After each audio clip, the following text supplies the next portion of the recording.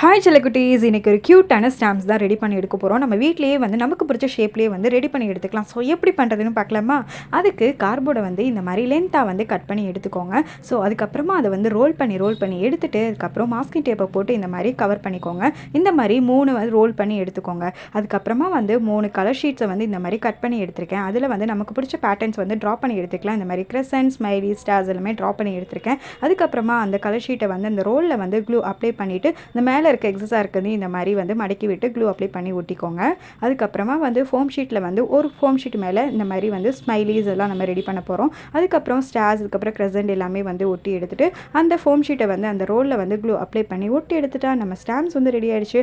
அதுக்கு ஒரு க்யூட்டாக வந்து கவரும் நான் அந்த மாதிரி ரெடி பண்ணி எடுத்திருக்கேன். அதுக்கப்புறமா வந்து அதில் மார்க்கர்ஸோ இல்லை ஏதாவது கலர்ஸோ யூஸ் பண்ணி வந்து நீங்கள் பேப்பரில் ஸ்டாம்ப் பண்ணி எடுத்துக்கலாம். ஸோ பிடிச்சிருந்தா லைக் பண்ணுங்கள், கமெண்ட் பண்ணுங்கள், சேனலை சப்ஸ்கிரைப் பண்ண மறந்துடாதீங்க. நெக்ஸ்ட் வீடியோவில் பார்க்கலாம். Tata, bye by.